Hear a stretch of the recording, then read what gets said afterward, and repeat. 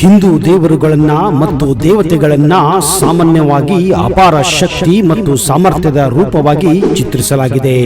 ಇವುಗಳಲ್ಲಿ ಕೆಲವು ದೇವತೆಗಳು ತಮ್ಮ ಶಾಂತ ಸ್ವಭಾವದಿಂದ ಹೆಸರುವಾಸಿಯಾಗಿದ್ದರೆ ಇತರರು ತಮ್ಮ ಕೋಪದಿಂದ ಹೆಸರುವಾಸಿಯಾಗಿದ್ದಾರೆ.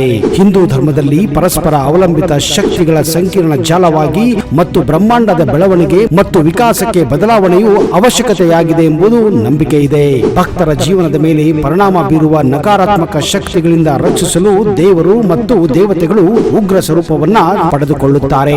ಈ ಶಕ್ತಿಗಳು ದೈಹಿಕ, ಭಾವನಾತ್ಮಕ ಮತ್ತು ಆಧ್ಯಾತ್ಮಿಕ ಅಡೆತಡೆಗಳಿಗಾಗಿ ಪ್ರಕಟವಾಗುತ್ತಾರೆ. ದುಷ್ಟ ಶಕ್ತಿಗಳು ಸಾಮಾನ್ಯವಾಗಿ ರಾಕ್ಷಸರು ಅಥವಾ ಅಸುರರಂತಹ ಭೌತಿಕ ರೂಪವನ್ನ ತೆಗೆದುಕೊಳ್ಳುತ್ತವೆ. ಈ ಶಕ್ತಿಗಳನ್ನು ನಾಶ ಮಾಡಲು ಮತ್ತು ರೂಪಾಂತರ ಮತ್ತು ಬದಲಾವಣೆಯೊಂದಿಗೆ ಸಂಬಂಧ ಹೊಂದಿರುವ ಬ್ರಹ್ಮಾಂಡಕ್ಕೆ ಸಮತೋಲನವನ್ನ ಪುನಃಸ್ಥಾಪಿಸಲು ದೇವರು ಮತ್ತು ದೇವತೆಗಳು ಉಗ್ರ ಸ್ವರೂಪವನ್ನ ತೆಗೆದುಕೊಳ್ಳುತ್ತಾರೆ. ಹಿಂದೂ ಧರ್ಮದಲ್ಲಿ ಕೆಲವು ಅತ್ಯಂತ ಶಕ್ತಿಶಾಲಿ ಉಗ್ರ ದೇವತೆಗಳು ಮತ್ತು ದೇವತೆಗಳು ಕೂಡ ಇದ್ದಾರೆ. ಬನ್ನಿ ಆ ಎಲ್ಲ ದೇವರುಗಳು ಹಾಗೂ ದೇವತೆಗಳ ಬಗ್ಗೆ ಈ ವಿಡಿಯೋದಲ್ಲಿ ನಿಮಗೆ ಸಂಪೂರ್ಣವಾದ ಮಾಹಿತಿಯನ್ನ ಕೊಡಕ್ ಹೋಗ್ತಾ ಇದ್ದೀನಿ. ಅದಕ್ಕಿಂತ ಮೊದಲು ನೀವು ನಮ್ಮ ಚಾನೆಲ್ಗೆ ಹೊಸಬರಾಗಿದ್ದರೆ ದಯವಿಟ್ಟು ಈಗಲೇ ಸಬ್ಸ್ಕ್ರೈಬ್ ಮಾಡಿ, ಜೊತೆಗೆ ಬೆಲ್ ಐಕನ್ ಕೂಡ ಪ್ರೆಸ್ ಮಾಡಿ.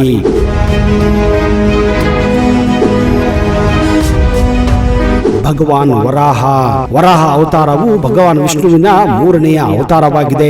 ವಿಷ್ಣುವಿನ ವರಾಹ ಅವತಾರವು ಶಕ್ತಿ ಮತ್ತು ನಿರ್ಣಯದೊಂದಿಗೆ ಸಂಬಂಧ ಹೊಂದಿದೆ. ಋಗ್ವೇದದಲ್ಲಿ ಉಲ್ಲೇಖಿಸಿದಂತೆ ಅವನನ್ನು ಹಂದಿಯ ತಲೆ ಮತ್ತು ಮಾನವ ದೇಹದಿಂದ ಚಿತ್ರಿಸಲಾಗಿದೆ. ವರಾಹ ರೂಪದ 4 ಪಾದಗಳು 4 ವೇದವನ್ನ ಸಂಕೇತಿಸುತ್ತದೆ.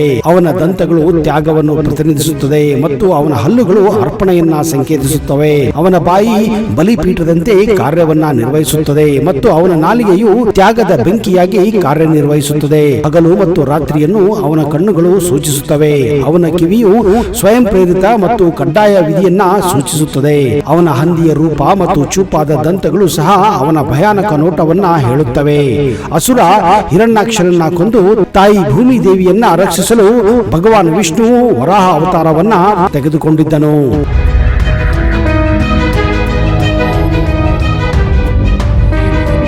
ಯಮರಾಜ ಸಾವಿನ ದೇವರು. ಭಗವಾನ್ ಯಮ ಹಿಂದೂ ಧರ್ಮದಲ್ಲಿ ಸಾವಿನ ದೇವರು ಮತ್ತು ಮರಣಾನಂತರ ಜೀವನದೊಂದಿಗೆ ಸಂಬಂಧವನ್ನ ಹೊಂದಿದ್ದಾನೆ. ಸತ್ತವರ ಆತ್ಮಗಳನ್ನು ನಿರ್ಣಯಿಸಲು ಮತ್ತು ಮರಣದ ನಂತರ ಜೀವನದಲ್ಲಿ ಅವರ ಭವಿಷ್ಯವನ್ನ ನಿರ್ಧರಿಸಲು ಅವನ ಜವಾಬ್ದಾರಿ ಆಗಿದ್ದರಿಂದ ಅವನನ್ನು ಉಗ್ರ ರೂಪ ಎಂದು ಪರಿಗಣಿಸಲಾಗಿದೆ. ಅವನ ಕೆಲಸವು ಅವನಿಗೆ ನಿಷ್ಪಕ್ಷಪಾತ ಮತ್ತು ಕಟ್ಟುನಿಟ್ಟಾಗಿರಬೇಕು. ಇದು ಕೆಲವರಲ್ಲಿ ಅವನ ರೂಪವನ್ನ ಭಯ ಸೃಷ್ಟಿಸುತ್ತದೆ. ಕೆಂಪು ಕಣ್ಣುಗಳು, ಚೂಪಾದ ಹಲ್ಲುಗಳು ಅವನ ರೂಪವನ್ನ ಉಗ್ರವಾಗಿ ಬಿಂಬಿಸುತ್ತವೆ. ಹಿಂದೂ ಧರ್ಮದಲ್ಲಿ ಯಮನನ್ನು ದುಷ್ಟನಾಗಿ ಚಿತ್ರಿಸಲಾಗಿಲ್ಲ, ಬದಲಿಗೆ ವಿಶ್ವದಲ್ಲಿ ಸಮತೋಲನ ಮತ್ತು ನ್ಯಾಯವನ್ನು ನಿರ್ವಹಿಸುವ ಪ್ರಮುಖ ದೈವಿಕ ವ್ಯಕ್ತಿಯಾಗಿ ಚಿತ್ರಿಸಲಾಗಿದೆ. ಯಮನು ಸಾಮಾನ್ಯವಾಗಿ ಕೆಂಪು, ಹಳದಿ ಅಥವಾ ನೀಲಿ ವಸ್ತ್ರವನ್ನ ಅಲಂಕರಿಸುತ್ತಾನೆ. ಬೆಂಕಿಯ ಜ್ವಾಲೆಯು ಅವನನ್ನ ಸುತ್ತುವರೆದಿರುತ್ತದೆ. ಅವನು ಸಾಮಾನ್ಯವಾಗಿ ಎಮ್ಮೆಯ ಮೇಲೆ ಸವಾರಿ ಮಾಡುವುದನ್ನ ಮತ್ತು ಹಗ್ಗದಿಂದ ಮಾಡಿದ ಕುಣಿಕೆಯನ್ನ ಹಿಡಿದಿರುವಂತೆ ತೋರಿಸಲಾಗಿದೆ. ಅವನು ಸತ್ತವರ ಆತ್ಮಗಳಿಗೆ ಮರಣದ ನಂತರ ಜೀವನಕ್ಕೆ ನಿಧಾನವಾಗಿ ಮಾರ್ಗದರ್ಶನ ನೀಡುತ್ತಾನೆ. ಅವನ ಇನ್ನೊಂದು ಕೈಯಲ್ಲಿ ದಂಡವನ್ನ ಹಿಡಿದಿದ್ದಾನೆ. ಇದು ನ್ಯಾಯ ಮತ್ತು ನೈತಿಕತೆಯನ್ನ ಸಂಕೇತಿಸುತ್ತದೆ.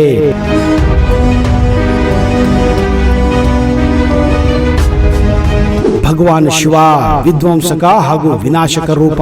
ಭಗವಾನ್ ಶಿವ ಹಿಂದೂ ಧರ್ಮದಲ್ಲಿ ಅತ್ಯಂತ ಪೂಜಿಸಲ್ಪಡುವ ದೇವರಲ್ಲಿ ಒಬ್ಬನು. ಆದರೆ ಅವನು ತನ್ನ ರುದ್ರ ರೂಪದ ಕೋಪಕ್ಕೂ ಕೂಡ ಹೆಸರುವಾಸಿಯಾಗಿದ್ದಾನೆ.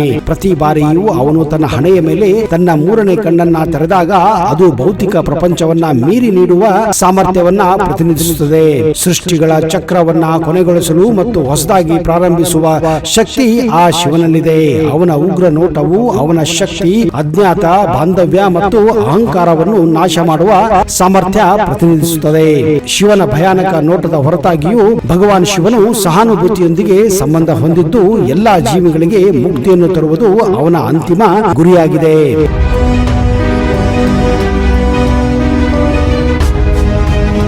ನರಸಿಂಹ ಅವತಾರ. ನರಸಿಂಹನು ಅರ್ಧ ಸಿಂಹ ಮತ್ತು ಅರ್ಧ ಮನುಷ್ಯನ ರೂಪವಾಗಿದೆ. ನರಸಿಂಹನು ಧೈರ್ಯ ಮತ್ತು ನಿರ್ಣಯತೆಗೆ ಸಂಬಂಧಿಸಿದ ದೇವನಾಗಿದ್ದಾನೆ. ವಿಷ್ಣುವಿನ ಭಗವಾನ್ ನರಸಿಂಹ ಅವತಾರವನ್ನ ಉಗ್ರನೆಂದು ಪರಿಗಣಿಸಲಾಗುತ್ತದೆ. ಭಗವಾನ್ ನರಸಿಂಹನು ಪ್ರಹ್ಲಾದನ ತಂದೆಯಾದ ರಾಕ್ಷಸ ರಾಜ ಹಿರಣ್ಯಕಶಿಪುವಿನಿಂದ ಭಕ್ತ ಪ್ರಹ್ಲಾದನನ್ನ ರಕ್ಷಿಸಲು ಅರ್ಧ ಮನುಷ್ಯ ಮತ್ತು ಅರ್ಧ ಸಿಂಹದ ರೂಪದಲ್ಲಿ ಕಾಣಿಸಿಕೊಂಡು ಹಿರಣ್ಯಕಶಿಪುವಿನ ವಧೆಯನ್ನು ಮಾಡಿದ್ದ. ಇದು ವಿಷ್ಣುವಿನ 4ನೇ ಅವತಾರವಾಗಿದೆ.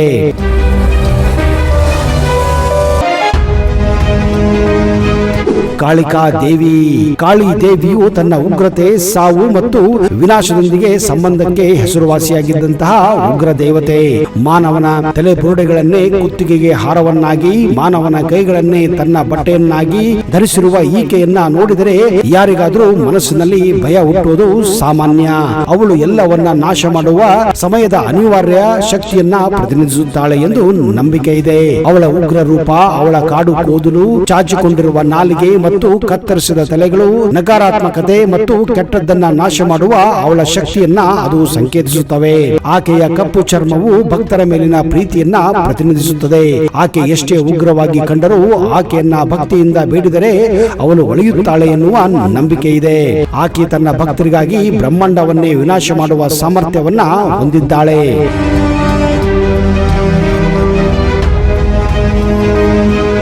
ಕಾಲಭೈರವ. ಕಾಲಭೈರವ ಶಿವನ ಒಂದು ಉಗ್ರ ರೂಪವಾಗಿದೆ. ನಾಯಿಯನ್ನ ತನ್ನ ವಾಹನವನ್ನಾಗಿ ಮತ್ತು ಅವನ ಕೈಯಲ್ಲಿ ತಲೆಬುರುಡೆಯೊಂದಿಗೆ ವಿನಾಶ ಮತ್ತು ಕೋಪವನ್ನ ಪ್ರತಿನಿಧಿಸುತ್ತಾನೆ. ಭೈರವ ಶಿವನ ಉಗ್ರ ರೂಪ. ಅವನ ಆಗಾಗ್ಗೆ ಭಯಾನಕ ನೋಟದಿಂದ ಚಿತ್ರಿಸಲ್ಪಟ್ಟಿದ್ದಾನೆ. ಅವನು ವಿನಾಶ, ರೂಪಾಂತರ ಮತ್ತು ಅತಿಕ್ರಮಣದೊಂದಿಗೆ ಸಂಬಂಧವನ್ನ ಹೊಂದಿದ್ದಾನೆ. ಭೈರವ ಶಿವನ ವಿನಾಶಕಾರಿ ಮತ್ತು ಋಣಾತ್ಮಕ ಅಂಶವನ್ನ ಪ್ರತಿನಿಧಿಸುತ್ತಾನೆ ಎಂದು ಪುರಾಣಗಳಲ್ಲಿ ಉಲ್ಲೇಖಿಸಲಾಗಿದೆ. ಜನನ ಮತ್ತು ಮರಣದ ಚಕ್ರದಿಂದ ವಿಮೋಚನೆಯನ್ನು ಬಯಸುವವರು ಅವನನ್ನ ಪೂಜಿಸುತ್ತಾರೆ.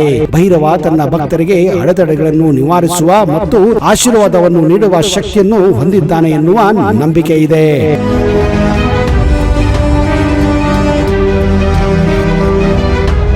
ಧೂಮ್ರವರ್ಣ. ಗಣೇಶನ ಉಗ್ರ ಅವತಾರ.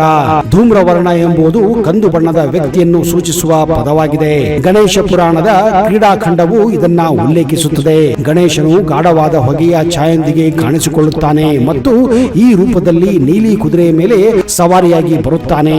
ಧೂಮ್ರವರ್ಣ ಮತ್ತು ಕಲ್ಕಿಯ ನಡುವೆ ಸಮಾನಾಂತರಗಳಿವೆ. ಯಾಕಂದ್ರೆ ಗಣೇಶ ಪುರಾಣ ಮತ್ತು ಮುದ್ದಲ ಪುರಾಣ ಪ್ರಕಾರ ಕಲಿಯುಗದ ಅಂತ್ಯದಲ್ಲಿ ಧೂಮ್ರವರ್ಣನು ಧೂಮ್ರಕೇತುವಾಗಿ ಮತ್ತೆ ಕಾಣಿಸಿಕೊಳ್ಳುತ್ತಾನೆ ಎನ್ನುವ ನಂಬಿಕೆ ಇದೆ. ತನ್ನ ಭಕ್ತರನ್ನು ದುಷ್ಟರಿಂದ ರಕ್ಷಿಸಲು ಮತ್ತು ಅಭಿಮಾನುಸರ ಎಂಬ ರಾಕ್ಷಸರಿಂದ ಸಾಕಾರಗೊಂಡಿರುವ ಮಾನವನಲ್ಲಿ ಹೆಮ್ಮೆ ಮತ್ತು ಅಹಂಕಾರದ ಸಂಕೇತವನ್ನ ನಾಶ ಮಾಡಲು ಗಣೇಶನು ಈ ಉಗ್ರ ರೂಪವನ್ನು ಪಡೆದುಕೊಳ್ಳುತ್ತಾನೆ ಎನ್ನುವ ನಂಬಿಕೆ ಇದೆ. ಅಡೆತಡೆಗಳನ್ನು ಜಯಿಸಲು ಮತ್ತು ಯಶಸ್ಸನ್ನು ಸಾಧಿಸಲು ಕೆಲವೊಮ್ಮೆ ಶಕ್ತಿ ಮತ್ತು ನಿರ್ಣಯದ ಅಗತ್ಯವಿದೆ ಎಂದು ಧೂಮ್ರವರ್ಣ ತನ್ನ ಉಗ್ರ ರೂಪದ ಮೂಲಕ ನಮಗೆ ನೆನಪಿಸುತ್ತಾನೆ.